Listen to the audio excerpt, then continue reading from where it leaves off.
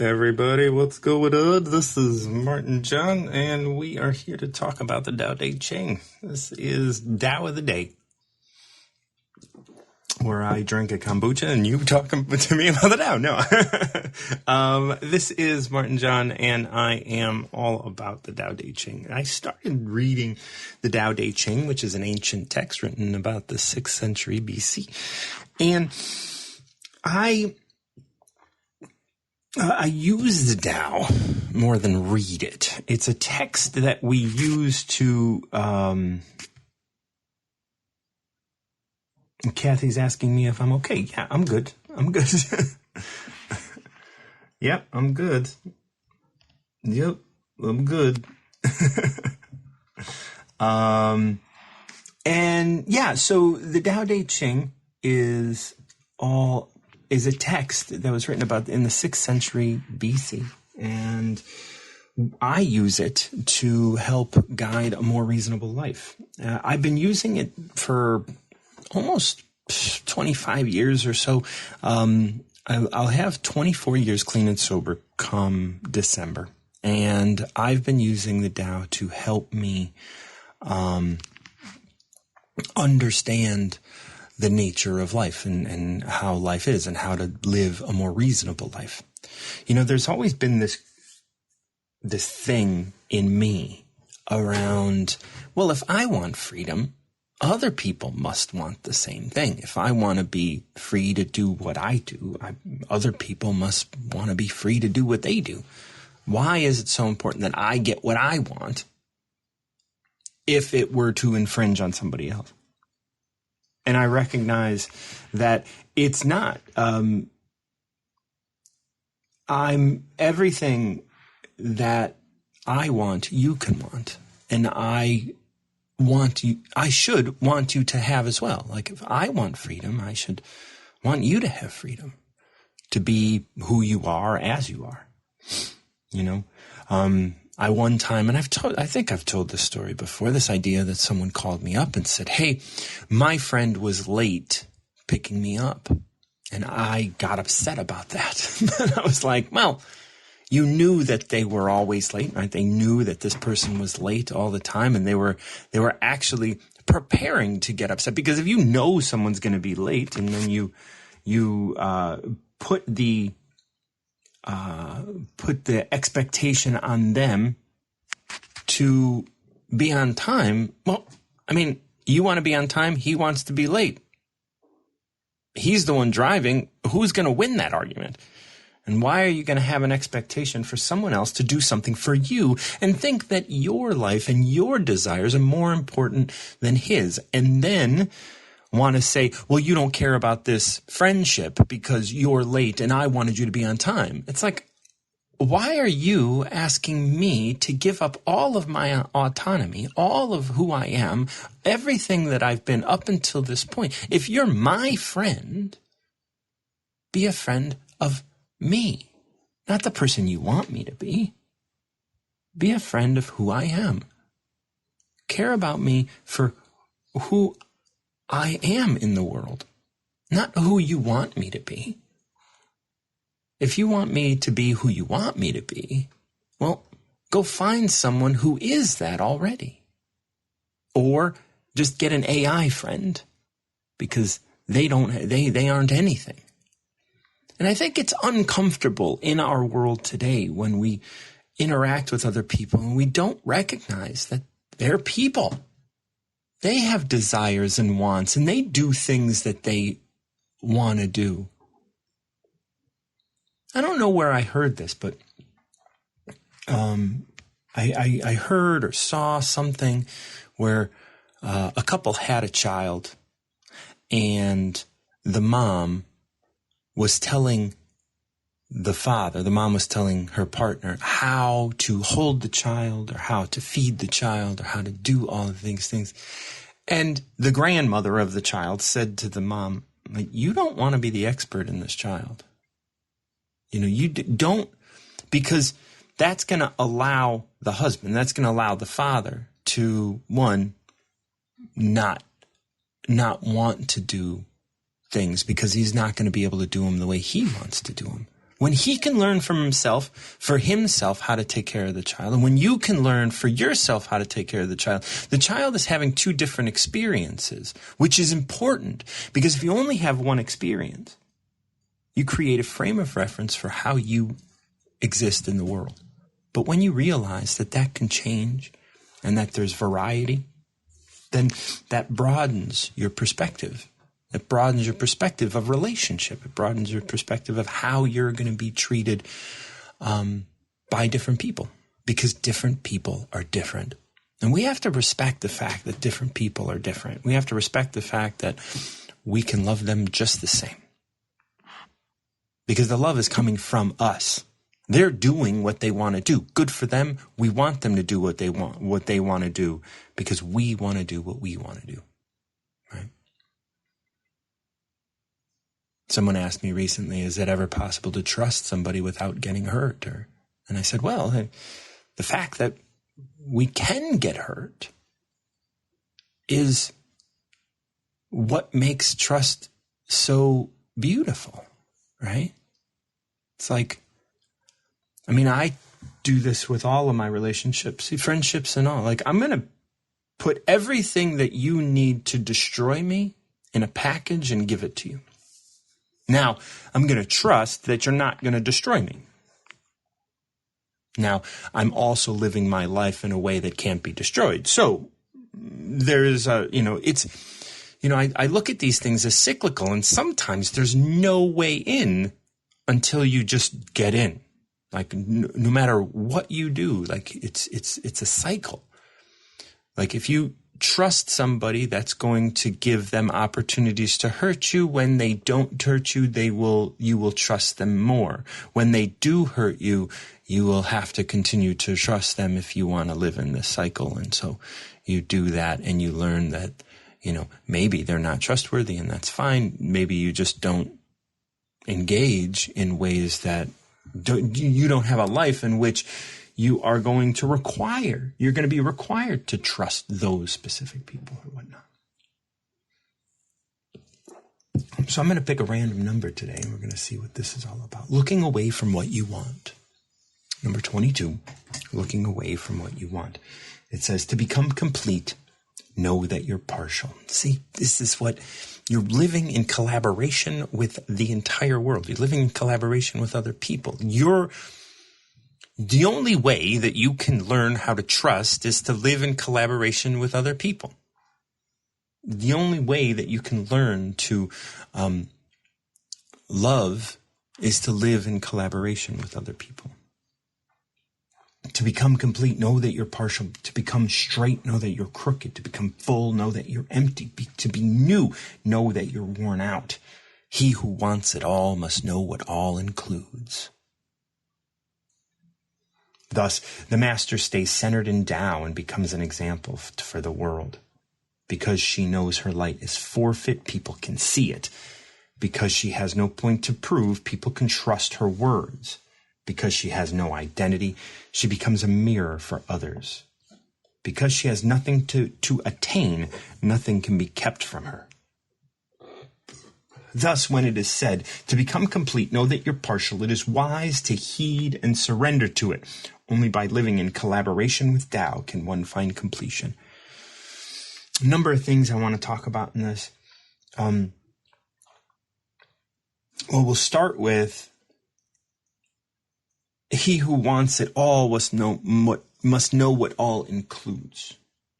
I want to recognize the he and she. As you guys probably know, my translation utilizes she as someone who is aligned with Tao, and he, someone who is not aligned with Tao.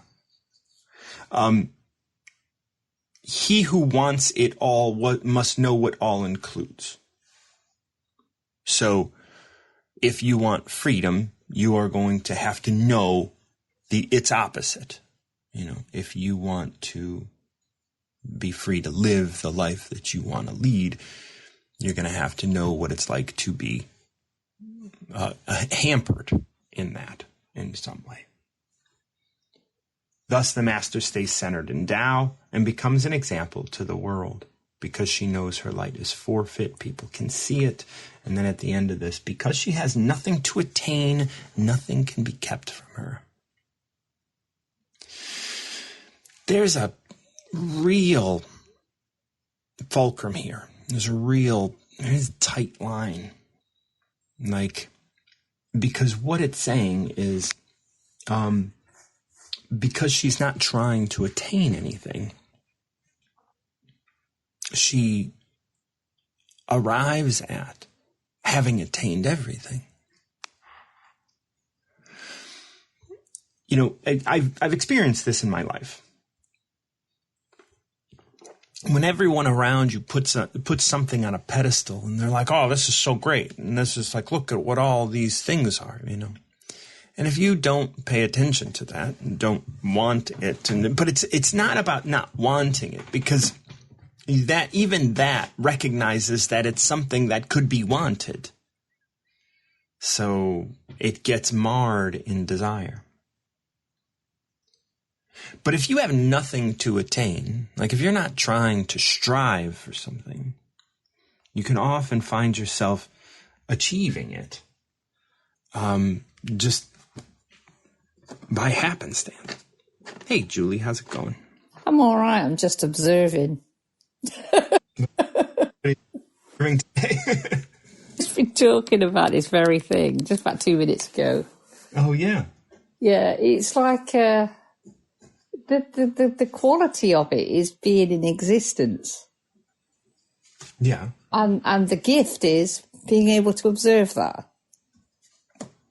And not giving it any judgment whatsoever. Not defining it. Yeah, absolutely. Not defining it, just experiencing it in a way.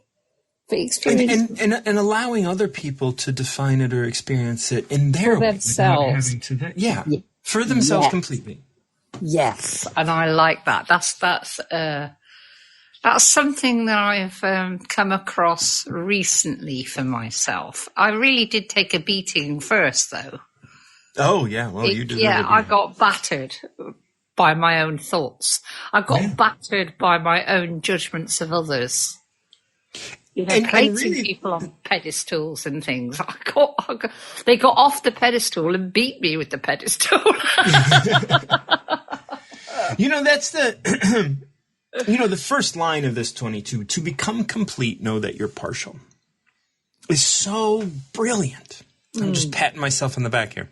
Yeah, good. Do it. But to become complete, know that you're partial. To become, you know, everybody that wants to be full, everybody that wants fulfillment, everybody that wants to awaken, everybody that wants, like, you have to start with the place that, oh, well, you can't be because you're partial.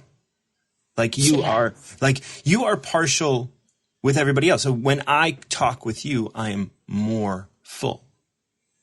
You know, but that's in the manifestation. In the end of this, right? And so like there's all sorts of different ways to that we can take this, right? Like when you put people on a pedestal, you are locked in the manifestation. And yes, you are partial because you don't feel like you're enough. Mm-hmm. And so you have to, one, recognize you don't feel like you're enough. And then what do you do when that's happening? You go out and try and be enough. Correct. Absolutely. Beautiful description of my past history. And while you're trying to be enough, you keep pointing out all the places you are not enough. Yes. And looking at all the people that are enough. Or in your opinion are enough. In your subjective experience, they are enough. And then what it says here is the master stays centered in Tao and becomes an example for the world because she knows her light is forfeit. Because she knows that at any point anybody can, but her light is still hers. Now anybody can say or judge her light to be anything they want. She knows it's forfeit. But she knows it's still hers. Because she has no point to prove, people can trust her words. Because she knows her life is forfeit, people can see it. First of all, I didn't read that line. people can see it. Like, she knows that it can be taken from her. She knows that they don't have to believe in her light, but she believes in her light. And because she knows it's forfeit, because she doesn't have anything to prove, because she has no identity, she can be seen by other people. And she's constantly in this state of, it's not being enough. There is no enough. That's right. She's dismantled that completely. There is nothing to want, which is why this is titled Looking Away from What You Want. There is nothing to strive for. And that's where it comes at the end, where it's like, because she has nothing to attain, nothing can be kept from her. There's nothing to attain. There's nothing to have. And because there's nothing to have, everything, I've mentioned this before, like this idea of like, oh, all the money in the world is mine. I don't have to have it in my account, but it's all here for me. Why is it here for me? Because it's part of me. It's all here. That's when how I it's feel. available. It's when it's available is when I'm going to need it. And I'm going to have everything that I need because I have nothing to attain. It's like everybody has something to attain. They want this much money in the bank so they can feel safe. They want this much love so they can feel safe and secure. And that's what this is all about. But when you know that you're safe and secure because you are living in collaboration with Tao instead of the manifestation, that's when everything falls apart. It comes together. And that's where this ends, right? Thus, when it is said to become complete, know that you're partial, it is wise to heed and surrender to it. Only by living in collaboration with Tao can one find completion, because then you stop wanting. Because not being complete, you want to complete yourself. You're just like, oh, I'm missing a piece. No, you're not. You've never been missing a piece. Are you sure about that with me, Martin Judd? I quite like people thinking I'm missing a piece, to be fair. Yeah. But that's just that's funny. That is that, we can look at that as being a want. You want people to think you're this way. And that way, like you maneuver and you do things in a certain way. And I don't know. I just think it's great to recognize those places that we want. I agree. I think very linked to it in my mind is the story that I'm telling myself that other people think. That's the biggest mystery in the world. Because how on earth am I supposed to know that? That's right. I don't know that, and that is okay, actually. I like this, and I talk about this sometimes in this idea of other people don't have consciousness in my life.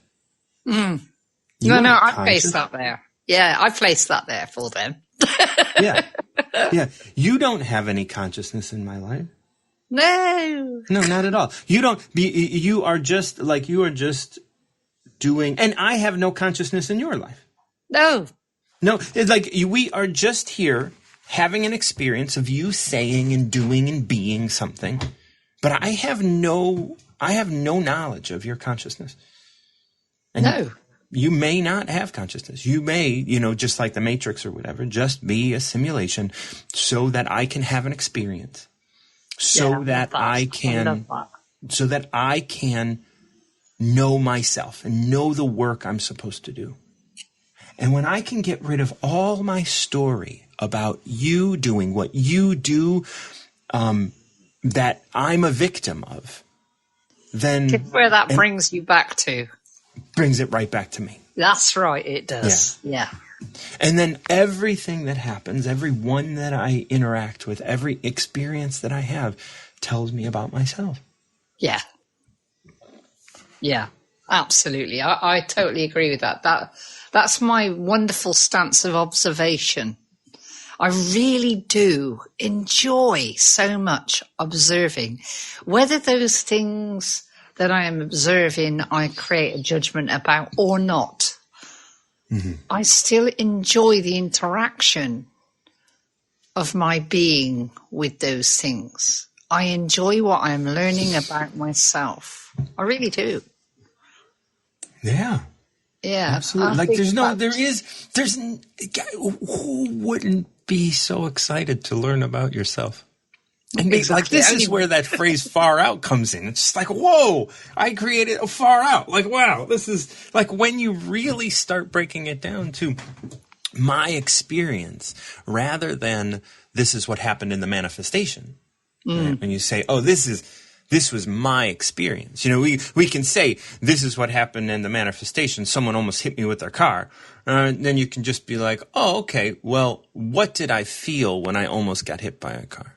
Right? What did I feel? Like I wasn't paying attention, and then all of a sudden I, almost got hit by a car, and I noticed that I was crossing against the light, and then, oh, okay, so I did something wrong, and now I'm embarrassed. Okay, my experience is being embarrassed because I wasn't paying attention. Okay, now we're finding out what I felt. Now we're finding out what my experience was of this physical thing. My experience was that I felt embarrassed, or I wasn't paying attention.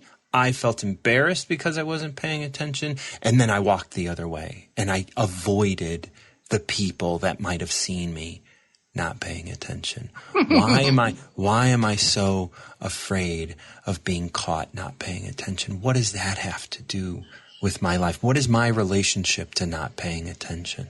Now we start to learn about ourselves. Yeah, I wasn't almost hit by a car for no fucking reason. Right. And you lived to tell the tale. Yeah. And it wasn't the other person's fault. The other person doesn't have consciousness in my existence. That's right. If I can take it to that extreme, I get to learn from every moment in my life about who I am. And if you don't see it, let it go. But then if you see it and you're asking those same questions in 15 minutes, maybe, maybe you just keep looking. You just keep looking, keep asking those questions, keep allowing yourself the openness to, I'm going to say be critical, not judgmental, right? So when you critique something, what about curious? I think that's a good word. Yeah, when you can be curious about something, not judgmental, and when you can just ask those questions, those questions come from just a healthy curiosity about your experience, and your experience is different than the actions that took place. Your experience, like you experienced something because of the actions. The actions caused you to experience that. You are not your actions. This is the point. I say this quite often. That would be like me doing lots and lots of actions that I kind of validate as good actions in hope that I am now seen as good. But those actions are not me. I'm me. The actions are either thought out or processed and put out there in a particular way. They are still not me, though. Right. I think it's kind of good to remember the difference between the two things. And as an artist, this is where that critique comes in. You are not your work. That's right. Yeah. So when someone critiques your work, they're not critiquing you, and that's why, I have a different relationship to the word critique just because I'm an artist. And so when I say critique, it's like, oh, let's look at this critically. Let's look at this from a space of, oh, why did I have this experience, right? What is my relationship to not paying attention? What is my relationship to being embarrassed for not paying attention? Have I had those experiences before? How old was I when I first realized it, like, it's like, oh, I remember when I pissed my pants in the bed, or when I did this thing, like, and it's like, oh, or like, and then I was embarrassed, and then people made fun of me, and then they didn't let it go, and I was then, for like 4 years, or even for like a month, because a month when you're like 5 or 6 years old is such a huge percentage of your life. That's why I got the nickname Julie Pooley, by the way. What? Yeah, I shit the bed when I was 5. So funny, isn't it? See, and so and for people to not let's say they make fun of you, and they make fun of you a lot in the beginning, but it still trickles on for a year. That's a fifth of your life. A fifth of your life today is 10 years. Yeah. You know what I mean? And so, imagine if something happened for 10 years. You would literally believe that was true. Yeah, you would. You'd start to believe you are your actions. Right. And so, as a 5-year-old, when you get teased for something for a year, that's like 10 years when you're 50. Mm-hmm. That's the same experience. Because we can only judge and have experiences as it relates to how much we've experienced thus far. Yeah. And so when you think about, when I talk to someone and something happens, that changes their life forever at 2 years old, like if their parents get a divorce at 5 or whatever, they lived 100% of their life, and then all of a sudden everything changed. You live 100% of your life, and then when something changes so dramatically, like your parents get a divorce or whatever, that's a huge change. It's a huge shift. And I know you went from your parents to an orphanage, back to your mom, that kind of stuff. That's a huge impact. Yeah, it's quite an adventurous little story, really. Yeah. It really is. It's like all of the things that I experienced then have been so helpful to me now. Right. Really helpful. Yeah. And, when people dismiss, oh, yeah, but that was only 2 years. Well, yeah, it was only 2 years, but the percentage of your life that it took up, so the way you experienced it was so much different. And so when you experience something that is 100% of your life, and then you have a big change, my guess is you are going to live your life waiting for a shoe to fall, waiting for the shoe to drop, waiting for something to change. It's impossible now, and we think about, why don't people get in long-term relationships and Well, if we look back over the last 30 years, divorce rates are higher than, they've ever been. And the idea of trust and all of the distractions that we've created in the world, that the world that people are living in now is so different. It really is. And their ability and the experiences that they had as children, they started building frames of reference, and then they got ripped apart. Very likely. Yeah, I'm a bit more wary of contracts now, I must say. Mm-hmm. Marriage being one of them. Yeah, no, I'm not a marriage guy, I'm not a child guy, I don't want children. Yeah. No. And a big part of that is this idea that we're talking about in number 22, which is looking away from what you want. Wait, let's see what happens rather than what I want. It's because when I want something, the opposite is going to get right. The opposite is going to get focused on. Yeah. I'm not going to be able to, to become straight, know that you're crooked. To become full, know that you're empty. It's I want to be full. I want to be full. I want to be full. And it's just know that you're empty rather than being ashamed of that. Know that is who you are. You are empty. You have nothing, and that's okay. Know that, embrace that rather than wanting it to change. Know that this is who you are. To become new, know that you're worn out. He who wants it all must know what all includes. Now, that is embracing the manifestation. And that's silly. It's telling you how to embrace the manifestation here. It's all stupid, Martin John. It's all stupid, absolutely. And that's what it's saying here. It's like it's all stupid. And if it's like, if you want this, okay, but it's just as stupid as what you have. Yes. So who cares?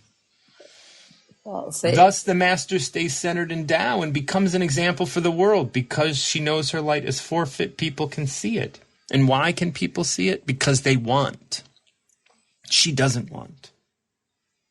Because she has no point to prove, people can trust her words. Why? Because they're listening to her words rather than listening to herself.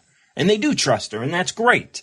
Because she is speaking from Tao. But as we've seen before, what you say isn't your concern. Like, she doesn't have to concern herself with what she says, with how it's heard.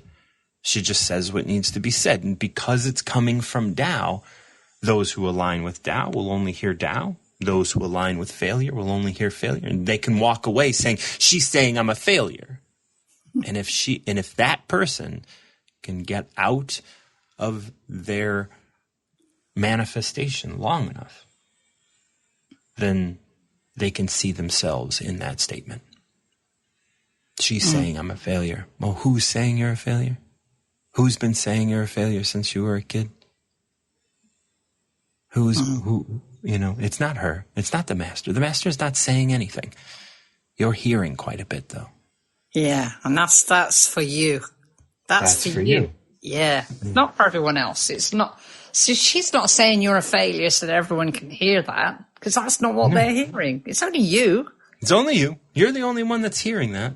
That's right. She's speaking from Tao. Yeah. Because she has no identity, she becomes a mirror for others. And that's the key. Like you don't have an identity, you don't have a want. So all of the wants of someone else step in and fill in all the gaps. Yeah. Because she has nothing to attain, nothing can be kept from her. And that's the nice thing.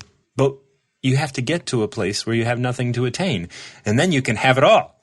But do you care? No. Why? No. It's all stupid. That's right. That's right. Exactly. It's this cycle that it's like, oh, I want this. And in order to get that, I need to want nothing. Okay, I'm going to want nothing. But I want nothing. And it's like, you're stuck in the cycle of manifestation again. Immediately. It's so funny, isn't it? It is. It makes me chuckle. The whole shebang. Yeah, it's so like, for me, it's funny. It's so funny how one, that riddle is just embedded in all of this text. The riddle of going, and it doesn't tell you, we're talking about the manifestation here. Okay, we're talking about the spirit world here, or we're talking about Tao here. We're talking about this here. And it's like, because it's so important for us to read this from the state that we're in. If we're in, like, oh yeah, I need to be able to recognize that if I want it all, which I do, I want to, if not me personally, but let's say someone addresses this and it's like, yeah, I want to be a millionaire and I want to live on a beach and I want this and I want that. I've said this. Yeah. Right. So you've said this, and what this says in the manifestation is, well, if you want to be rich, know that you're poor. Yes. Yeah, that's what makes me laugh about it all. Right. And then you're going to say, but I know that I'm poor. Yeah, well, really embody it.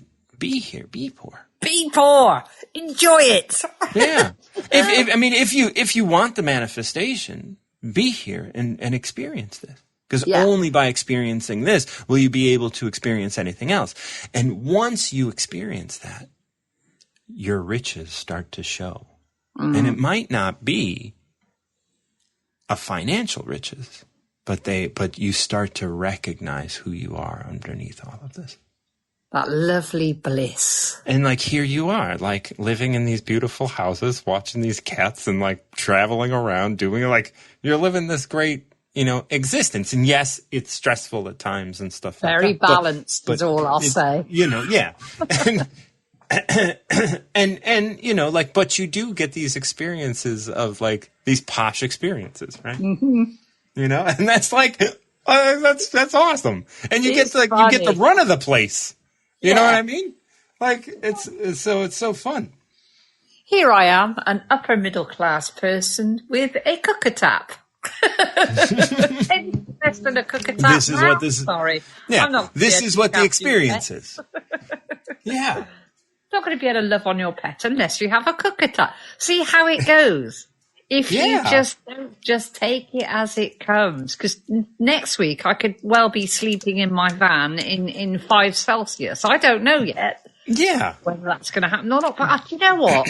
I don't care. If it does, it does. Fine. If it does, well, you're going to deal with that when you get there. Yes. I'm not going to ruin the moment now where I'm sat on a comfortable sofa. I'm not going to ruin this moment thinking about the van moment. Yeah, because that van moment may never come. Correct. Yeah. Van might not move. So funny, isn't it? No, yeah. So and this one just wraps up. And to become complete, know that you're partial. It is wise to heed, thus when it is said, to become complete, know that you're partial. And it is wise to heed and surrender to it. And you surrender to that fact that you are partial. You, as a manifestation, cannot exist without the rest of manifestation. Yes. Right? And so if you want to embrace yourself and that partiality, understanding that your partiality exists, you allow yourself the space to be partial and to recognize that everything else is here for you, but you have to embrace it all. And the same token, on the same token, it's on the higher side, on the Tao side. It says you are living in collaboration with Tao. Absolutely. So all of this manifestation is only here to point back to you. Yeah. So you can either live on the shallower kind of like manifestation side, or you can live on the deeper sort of like, and when I say deeper, I don't mean, deep. You can just like think it's all stupid and then just kind of like get into flow with Tao, letting other people do what they do, want what they want, and you can go about your business. Quietly go about your business, as I like to say. Yeah. It's what a beautiful verse. What a lovely, lovely, encouraging verse that is for me. Yeah. Because it kind of tells me, that all the observations that I do, like I equated humankind on Earth to a nest of worms this morning, wreathing in a mass of struggling to get to the top, some going down into the earth. But it's just, that's what it is.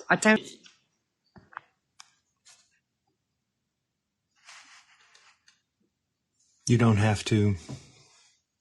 Oh, yeah, I think you might have gotten a call. I don't have to be part of the mass of worms. I'm here. Did you hear that? Yeah, I did. You don't have to. So I don't have to be part of the mass of worms. I can, but I don't have to judge it either.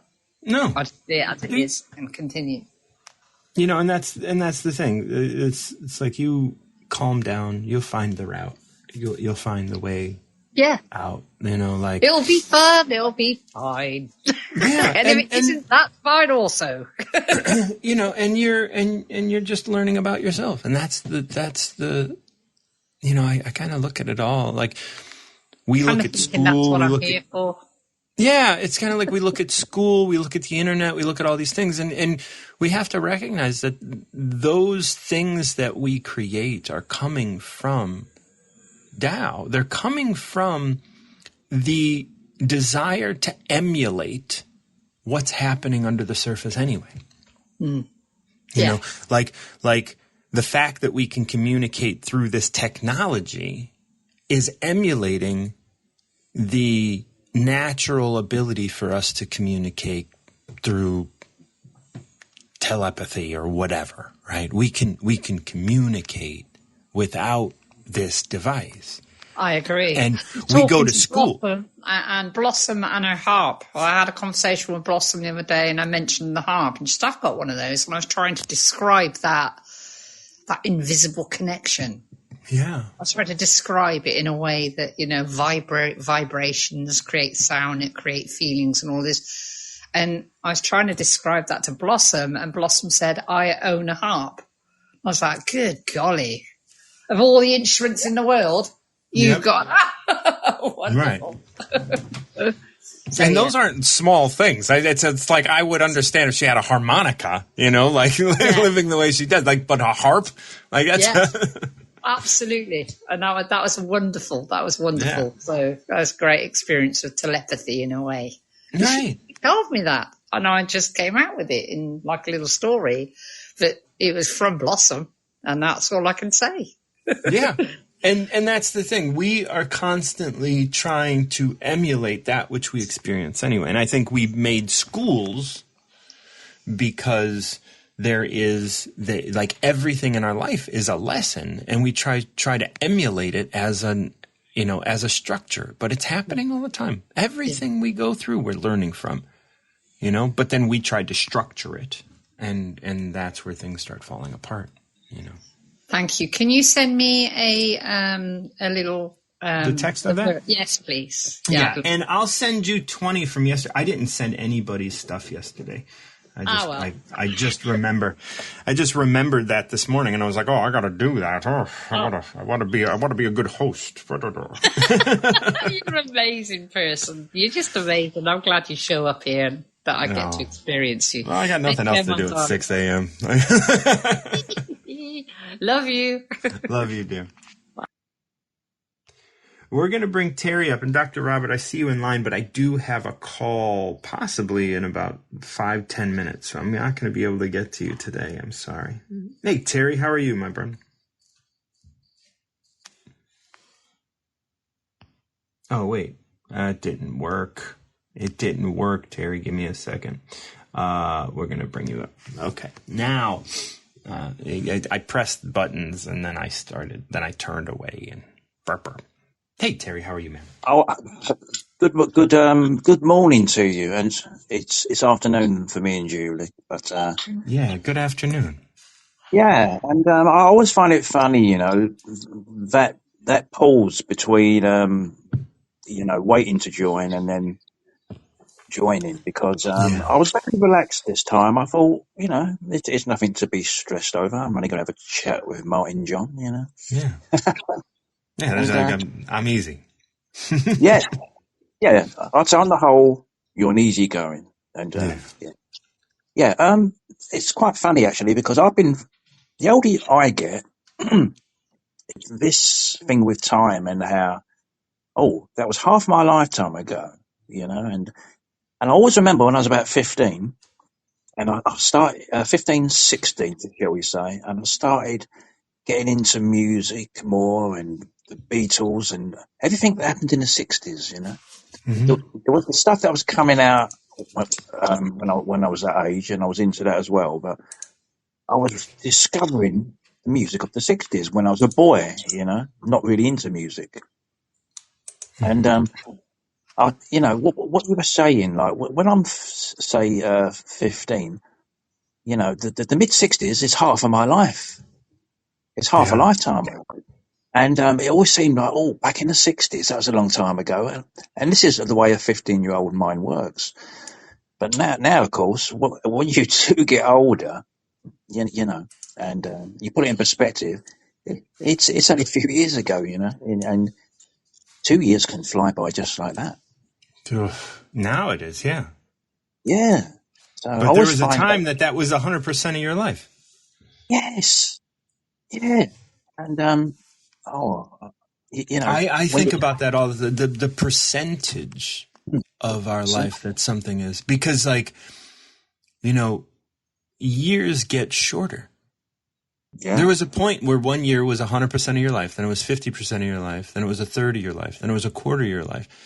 And now it's 60th, 1/65th of your life, right? It's like, this is nothing, Oh. It's like, and when you're 5 years old and you go to school for 9 months out of the year, that is fucking torture. Yes. Because imagine what that would mean now. Yeah. It would be like, but let's just say it's like 1/6 or 1/7 of your life. So you take like 60, one tenth of 60 is, or 1/6 of 60 is 10 years. So here you are. It's like, Jesus Christ. That's equivalent for you doing something in your experience today for 10 years. 9 months of school at age 5. Yeah. Yeah. Oh, yeah. Can you imagine what that would feel like? Well, that's why we build frames of reference around what fucking shit happens to us in kindergarten. Yeah. Oh, I remember when I come out of kindergarten, I went into junior school in the UK, and then people told me, "Oh, after this, you got to go to senior school." And I thought, "Senior school isn't this enough?" And I thought, how many years of this torture do I have to endure? Yeah. Yeah. It's like, I don't know. Being forced to be anywhere goes against, I don't know. But it's like when you look at it as experience, instead of looking at it as years or hard facts or objective truth or whatever, when you look at it as from the subjective experience you have, you really start to recognize like how important it may have been, or how insignificant it is. When someone says, "Oh, you've been sick for a week, to get over it," but when you're 4 years old, yeah, and you're sick for a week, like, you may never think you're going to get over it. Oh, yeah, isn't that true? Yeah. And because it's like, and then you didn't go to school. You didn't go to school for a week. Yeah. That's the new life. Like, that's the new normal. You have experienced so much. And of course you don't want to go back. Yeah. Because it's been a measurable percentage of your life. You don't go to work for a week at 32. You're not going to think, oh, this is the new normal. Yeah. Because it's 1 week after 32 years of living. Like, there's something different there. Well, you did give me a flashback to when I had the measles when I was about 8 years old. Yeah. I remember being in bed, reading my comics and being fed soup. Yeah, and as you said, and that's going to create an experience for you that you may build a frame of reference around, like being cared for. Yeah. You may build a reference because it was such a measurable experience that you have. You may have a frame of reference that says, oh, I want to be cared for in this way. And maybe I want to be cared for in this way by a woman if your mom was taking care of you, Maybe I want to be cuddly. Maybe I like to, watch shows and ponder things. Maybe that's what inspired you to want to think, because while you're, to be a, like the philosopher that you are, right? Like, because you had this time to watch things, and maybe you were watching adult programming because you were home during school, right? Like, so there were no children programs. Yeah. So who knows how that ultimately affected you? Very true. Yeah, very true. But here you are with these frames of reference, and you experience this, at 16, if you were 16 when that happened, it would have only been half of what it was when you were 8. Yeah. Yeah, exactly. And if you were 32, it would only been a quarter. So it would have been less impactful. But because it was such a huge percentage of your life at that time, it was increasingly more impactful to your personality. Yeah, Martin John, I'm getting chills for some reason, right? I mentioned being 8 years old. You said 16, and I said 16, didn't I? And then 32. You just said 32. Yeah, double that, Martin John. That's my current age. You stay there.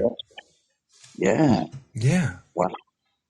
And so that's, and I really, that sort of experience, that sort of understanding of our personal subjective experience is so important.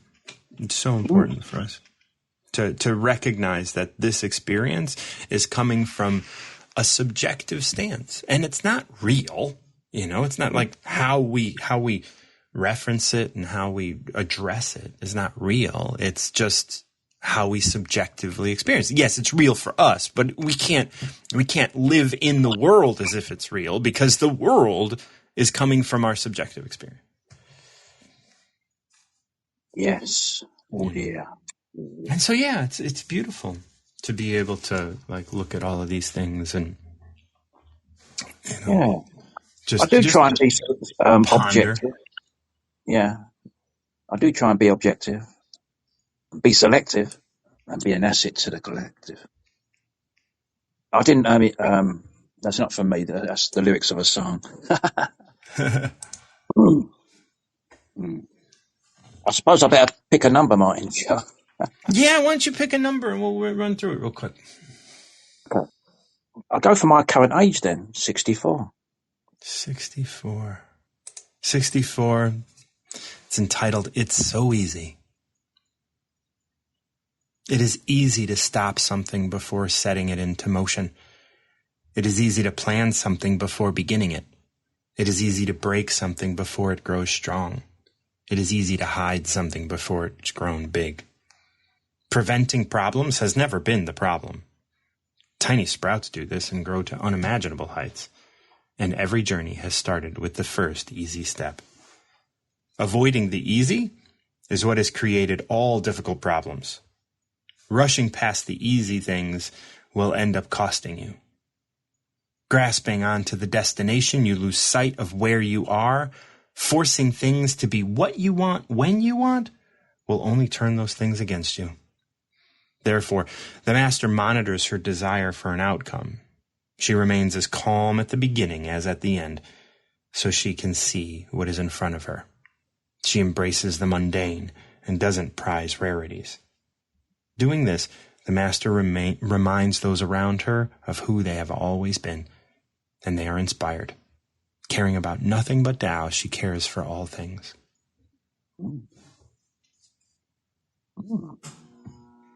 I've been saying life is easy for a couple of years now, a little while. And it is. And I love this line. Preventing problems has never been the problem. And that line in another verse that's like, life is not without its problems, so problems turn out to be no problem at all. Yeah. It's like just receiving. Monitoring your desire for an outcome. We talked about that with Julie. Yeah. It was interesting because I actually got some time off work and sometimes I think, I've got time off work. I have to make use of it, Yeah. And I know that thought, yeah. Yeah. And the only plan I have today is to do my laundry, basically. And see, another thing, because I am the age I am, I know that in a year or so, I will have more time to do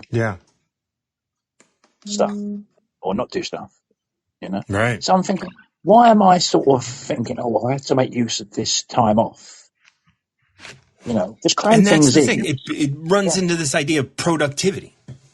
Because on Monday I was playing with a few squirrels. And that's a good use of your time. Yeah. So it's people. It's always like people tell me, you don't know how many, because I'm the age I am. Sometimes that they say, you don't know how many years you've got left, do you really? And I think, are you talking about yourself or me? I think, thanks for that, But, we could all get run over by a bus tomorrow. Always remember that. When your time is up, your time is up. Okay. So I don't try and stress over those things anymore. Good on you. Yeah, I do believe we all go to another level of existence, you know. And some say, "Oh, you, I don't want to go to hell," and all things like that. Well, I say most people create their own hell on earth. You know, it's all perspective and the way you want to live and the way you think about things. Yeah, Mm. absolutely. So what else can I say? Yeah, no, it's been a. You I've know, done a. and I think Yeah, in all that, right, it's easy to stop something before setting it into motion. It's easy to plan something before beginning it. It's easy to break something before it has grown strong. It's easy to hide something before it has grown big.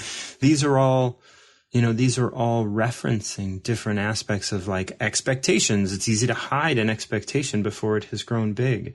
And then so don't hide it from yourself. Don't hide it from others. Like put it out there, like stop it growing.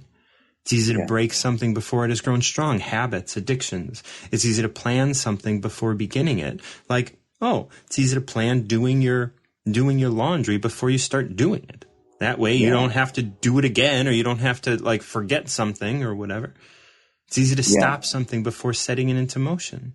Same as like the idea of like, I got to be productive on my day off. I got some days off ahead. I better make. It's like, stop doing that before it's set into motion. Because once it sets into motion, then you're going to put these definitions on it all and have expectations for yourself. And when you overthink, I've got to do something, but then you spend so much time thinking about what you want to do, you end up doing nothing anyway. So that's right. Yeah, it's the paradox of like being paralyzed by options. It's like, I got all these options. I don't know what to do. And it's like, you end up doing nothing. There's an expression for that, something paralysis. What do they call it? Anyway, it doesn't really matter. But, I do know the expression that you're talking is analysis paralysis. Analysis paralysis. There you go. Thank you, Martin John. Absolutely. We're all in this together. Love you, man. Okay. Dr. Robert, I know you're in the queue, but I did mention earlier that I wasn't going to be able to move on past Terry just because I got a call coming up. Thank you so much for joining me. Love you all deeply, and I'm looking forward to being back tomorrow for another Tao of the Day. Until next time, keep recovering yourself.